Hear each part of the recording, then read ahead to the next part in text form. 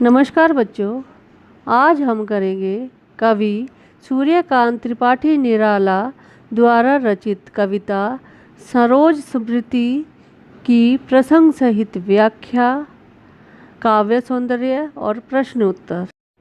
सूर्यकांत त्रिपाठी निराला जी द्वारा लिखित कविता सरोज स्मृति हिंदी काव्य साहित्य का पहला शोक गीत है। यह कविता कवि की दिवंगता पुत्री पर केंद्रित है। पुत्री की असामयिक मृत्यु ने कवि को तोड़ कर रख दिया। इस कविता में एक भाग्यहीन पिता का संघर्ष तथा पुत्री के लिए कुछ न कर पाने का दुख भी व्यक्त हुआ है। कवि इस कविता में अपने सभी किए कर्मों से अपनी पुत्री का तर्पण करते हैं। इस कविता में कवि को पुत्री के विवाह का समय याद आ रहा है कि किस प्रकार पुत्री का विवाह हर तरीके से नए ढंग का था। कवि ने इस विवाह में माता पिता दोनों का कर्तव्य निभाया था, क्योंकि सरोज की माँ का निधन बहुत पहले ही हो चुका था। विवाह के समय पुत्री के चेहरे पर स्वाभाविक लज्जा थी। कवि को अपनी पुत्री के रूप में अपनी स्वर्गीय पत्नी की याद आती है।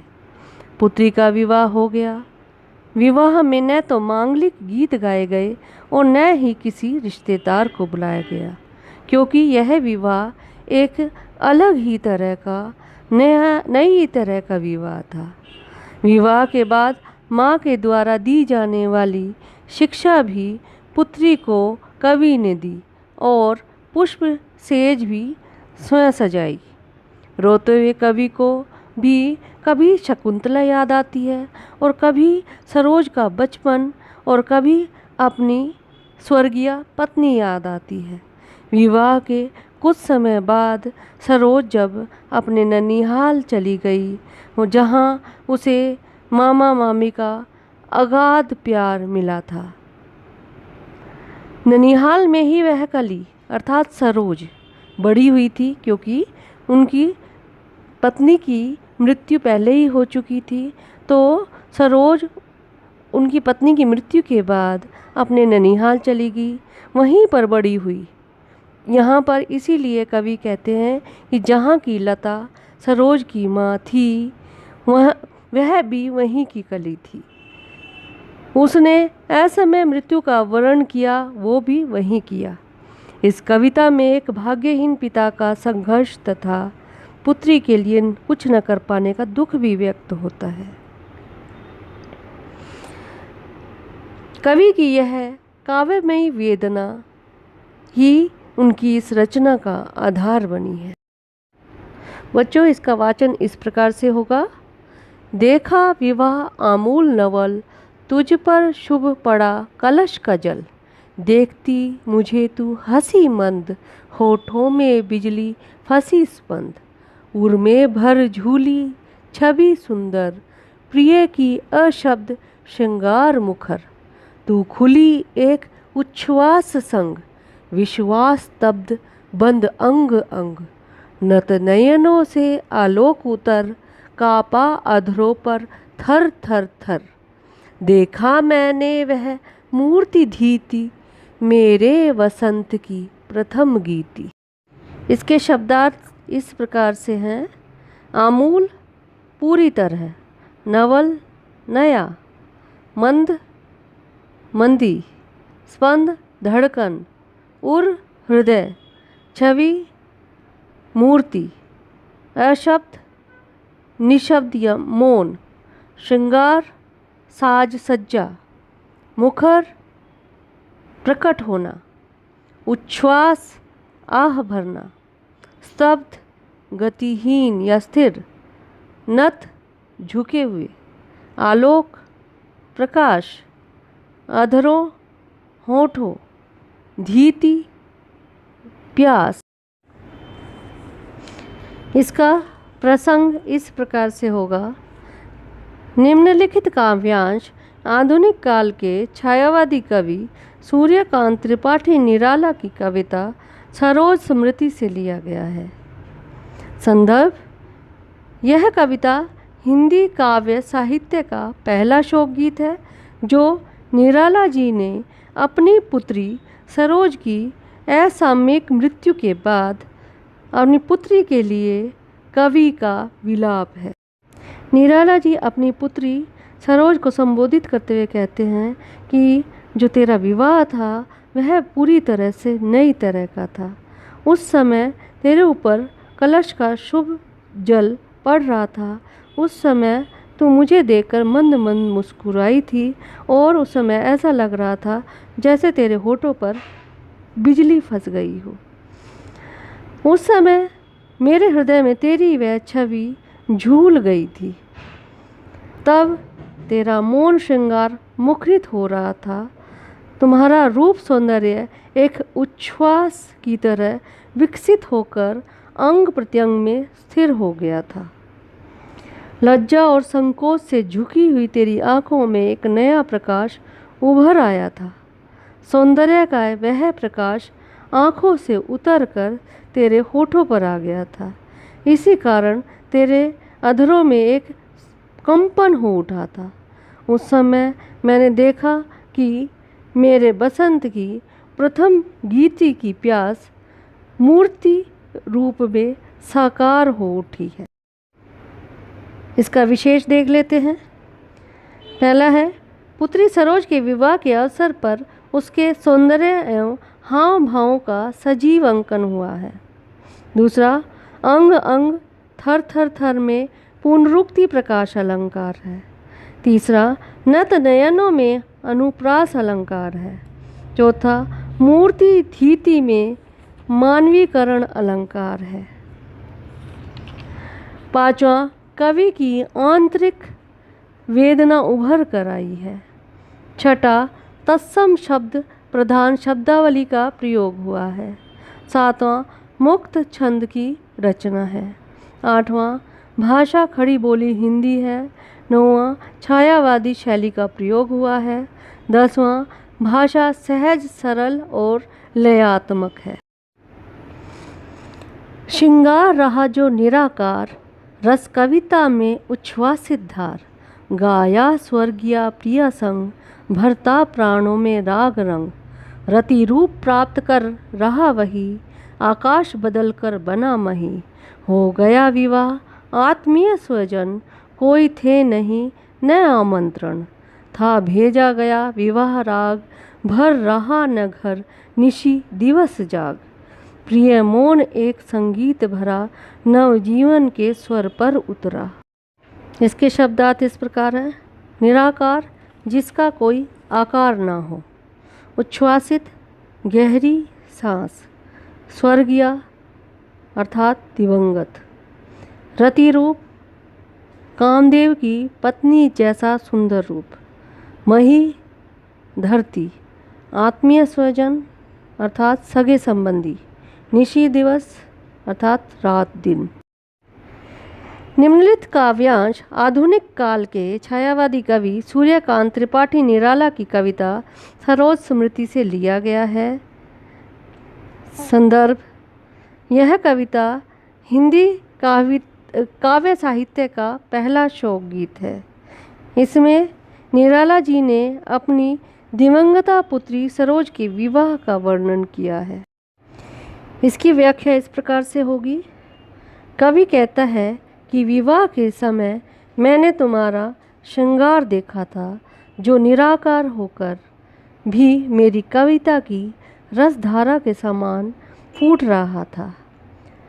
मैंने अपनी स्वर्गीय पत्नी के साथ मिलकर जिस प्रेम गीत को गाया था वह आज भी मेरे प्राणों में उत्साह का संचार कर रहा था। तुम्हारे हृदय में वह सब साकार रूप में प्रकट हो गया था। राग रंग की वही कल्पनाएं, वही अनुपम सौंदर्य तुम्हारे रति के समान सुंदर रूप में साकार हो गया था। ऐसा प्रतीत हो रहा था कि मेरी वे सब सुंदर कल्पनाएं आकाश से उतरकर पृथ्वी पर आ गई हूँ। तुम्हारा विवाह संपन्न हो गया। उस विवाह में ना तो कोई रिश्ते नातेदार थे, न ही कोई स्वजन थे, क्योंकि मैंने किसी को आमंत्रित ही नहीं किया था। रिश्तेदारों के अभाव में घर में विवाह के अवसर पर गाए जाने वाले न तो गीत ही गाए गए और न ही रत जगा हुआ। बस एक प्रिय संगीत भरा मौन का स्वर जैसे उतर आया था और तुम्हारा जीवन शुरू हो गया।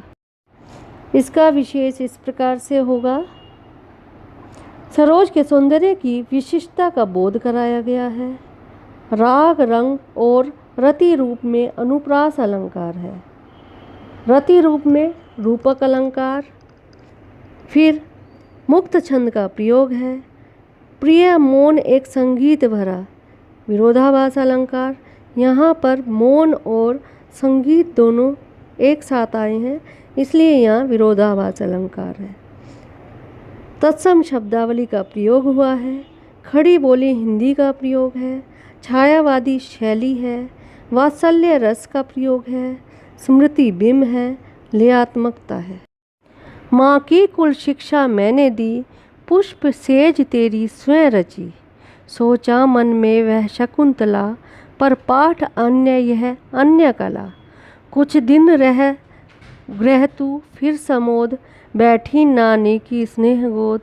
माँ मामी का रहा प्यार, भर जलद धरा को जो अपार। वे ही सुख दुख में रहे न्यस्त, तेरे हित सदा समस्त व्यस्त। वह लता वहीं की जहाँ कली, तू खिली स्नेह से हिली पली।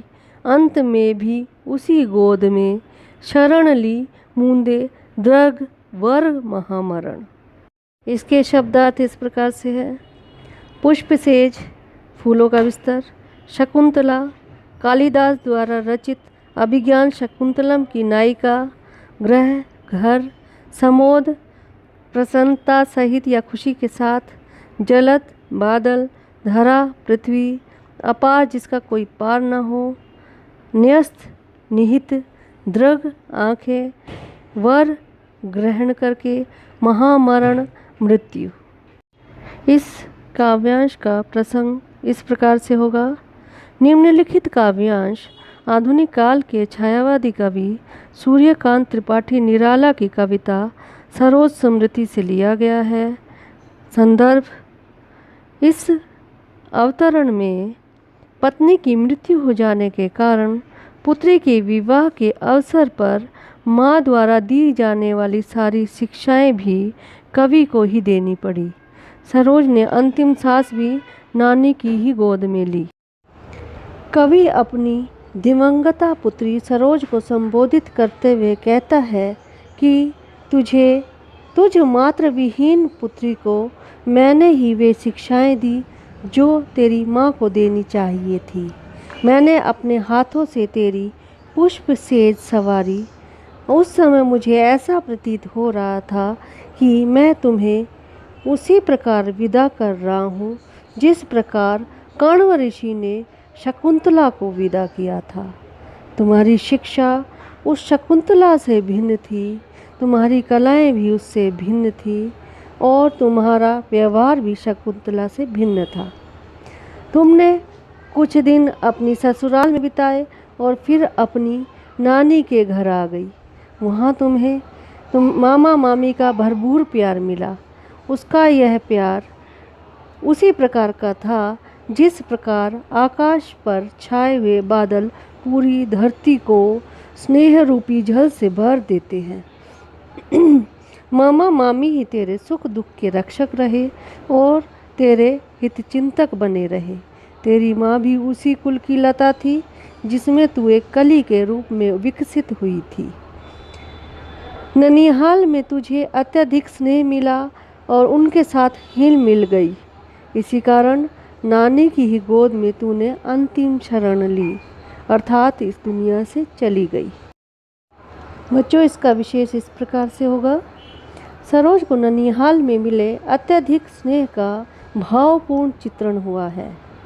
दूसरा, सरोज की मृत्यु का मार्मिक अंकन है। भर जलद धरा को जो अपार में उत्प्रेक्षा अलंकार है। परपाठ मामा मामी, सदा न्यस्त में अनुप्रास अलंकार है। संस्कृत निष्ठ खड़ी बोली का प्रयोग है। छायावादी शैली है। मुक्त छंद का प्रयोग है। स्मृति बिंब है। लयात्मकता है। मुझ भाग्यहीन की तू संबल, युग वर्ष बाद जब हुई विकल, दुख ही जीवन की कथा रही, क्या कहूँ आज जो नहीं कही। हो उसी कर्म पर वज्रपात, यदि धर्म रहे नत सदा मात, इस पथ पर मेरे कार्य सकल, हो भ्रष्ट शीत के से शतदल। कन्ये गत कर्मों का अर्पण, कर करता मैं तेरा तर्पण। इसके शब्दार्थ इस प्रकार से हैं। संबल सहारा, विकल बेचैन, वज्रपात कठोर आघात या भारी विपत्ति, माथ माथा, सकल सभी, शतदल कमल, अर्पण अर्पित करना, तर्पण आत्मा की शांति के लिए दी गई जलांजलि। इसका प्रसंग इस प्रकार से है। निम्नलिखित काव्यांश आधुनिक काल के छायावादी कवि सूर्यकांत त्रिपाठी निराला की कविता सरोज स्मृति से लिया गया है। संदर्भ इस प्रकार से है। इसमें निराला जी की पुत्री का आकस्मिक मृत्यु पर करुण विलाप है। पिता के इस विलाप में उसका पुत्री के प्रति कुछ न कर पाने का दुख भी दिखाई देता है। इस कविता के माध्यम से कवि का अपना जीवन संघर्ष भी प्रकट हुआ है। बच्चों, इसकी व्याख्या इस प्रकार से होगी। कवि अपनी दिवंगता पुत्री को संबोधित करते हुए कहता है कि मुझ भाग्यहीन की तू ही एकमात्र सहारा थी। मैं अब तेरी स्मृतियों को लेकर ही अपने हृदय में संजोकर रखना चाहता हूँ, परंतु अब मैं बहुत व्याकुल हो गया हूँ। मेरा तो सारा जीवन ही दुखों में बीता है। मेरा जीवन तो दुखों की कहानी बनकर रह गया। उसे आज क्या कहूँ जिसे अब तक मैंने किसी को नहीं कहा। मैं अपने झुके हुए मस्तक पर कठोर से कठोर वज्रपात भी सह लूँगा, यदि अपने कर्तव्य और धर्म का पालन करते हुए मेरे सभी सत्कार्य कमल दल की भांति नष्ट भी हो जाए तो भी मुझे चिंता नहीं। हे पुत्री, मैं अपने पिछले जन्मों के सभी पुण्य कार्यों के फल तुझे अर्पित कर तेरा तर्पण करता हूँ। इसका विशेष इस तरह से होगा। काव्यांश की अंतिम पंक्तियों में कवि के हृदय की असीम वेदना व्यक्त हुई है। कवि अपने पुण्य कर्मों के फल का तर्पण करना चाहता है। शीत के से दल शतदल में उपमा अलंकार है। क्या कहूँ आज जो नहीं कही में वक्रोक्ति अलंकार है। अनुप्रास अलंकार देखिए, क्या कहूँ पथ पर कर करता, यहाँ पर अनुप्रास अलंकार है। तत्सम शब्द प्रधान भाषा का प्रयोग हुआ है।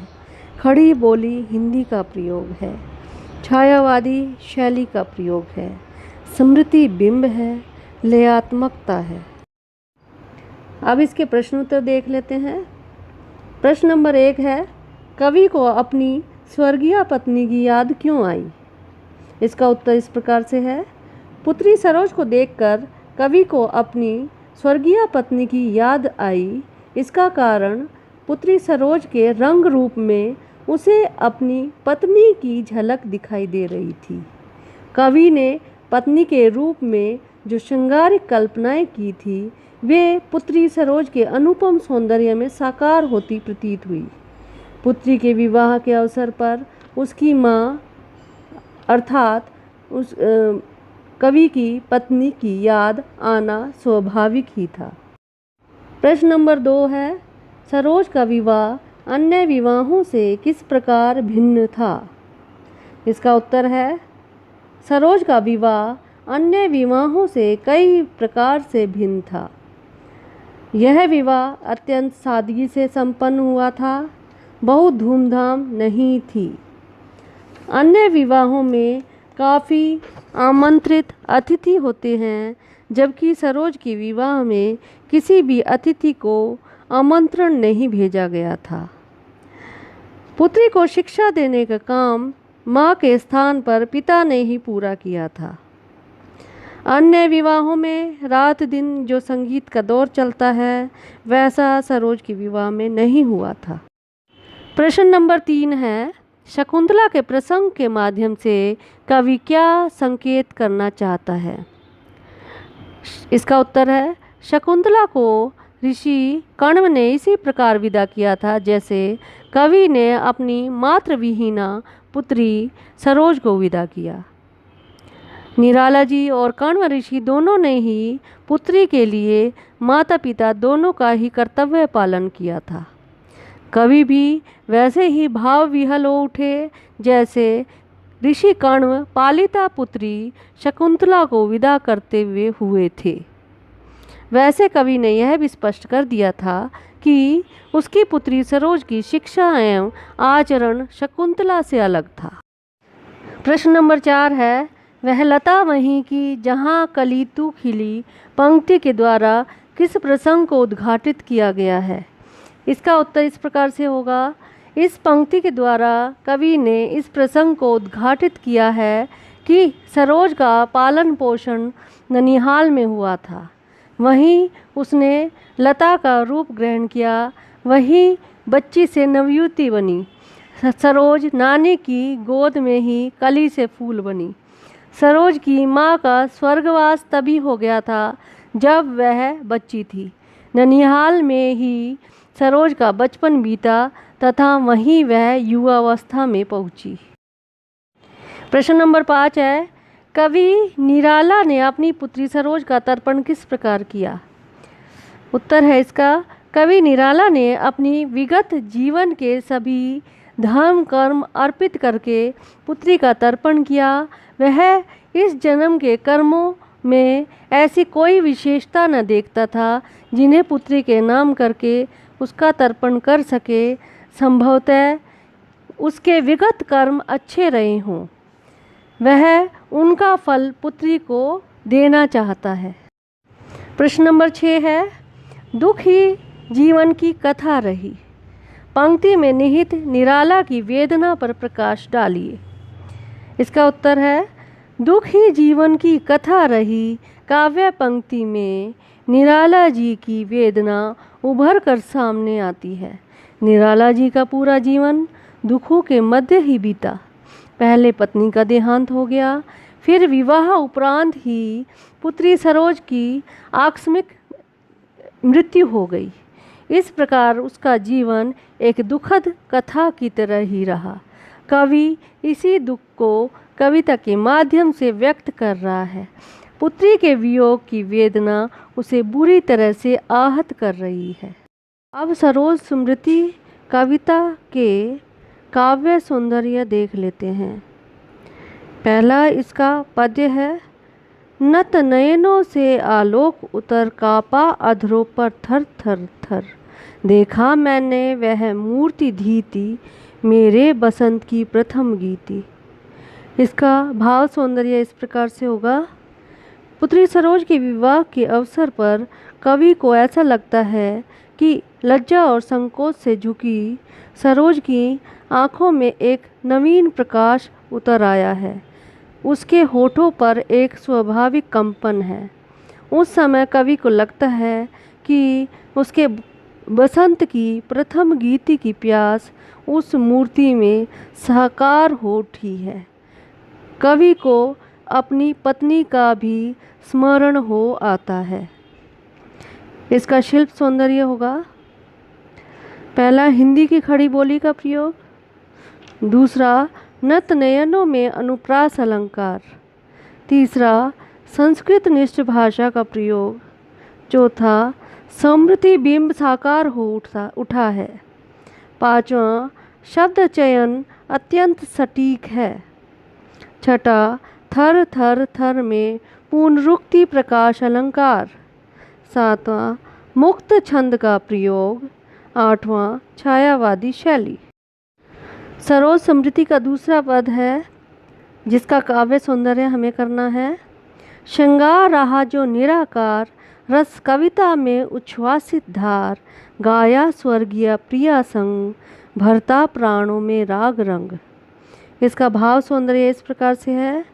कवि निराला की कविताओं में श्रृंगार रस वर्णन में सौंदर्य के जिस निराकार भाव की अभिव्यक्ति हो रही है वह उसकी स्वर्गीय पत्नी के प्रेम से जुड़ा है।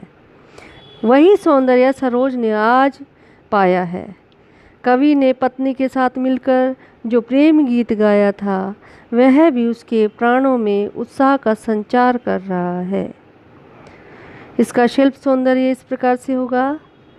पहला खड़ी बोली हिंदी, दूसरा तत्सम शब्दावली, तीसरा मुक्त छंद का प्रयोग, चौथा राग रंग में अनुप्रास अलंकार, सटीक शब्द योजना।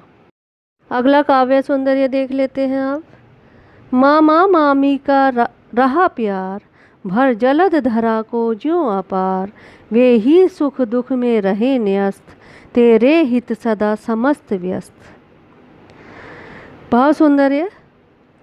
कवि की बेटी सरोज को माता के अभाव में मामा मामी का भरपूर प्यार मिला। उन्होंने उस पर अपने स्नेह की वर्षा इस प्रकार की जैसे बादल धरती पर जल बरसाता है। वे सदा उसके हित चिंतक बने रहे। इसका शिल्प सौंदर्य है। भर जलद अपार में उदाहरण अलंकार, मामा मामी तथा सदा न्यस्त में अनुप्रास अलंकार, तत्सम शब्दावली का प्रयोग, कविता छंद बंधनों से मुक्त है, हिंदी की खड़ी बोली का प्रयोग, छायावादी शैली का प्रयोग। निम्न पंक्तियों का काव्य सौंदर्य देखते हैं। इस पथ पर मेरे कार्य सकल, हो भ्रष्ट शीत के से शतदल, कन्यागत कर्मों का अर्पण, कर करता मैं तेरा तर्पण। यहाँ भाव सौंदर्य इस प्रकार है।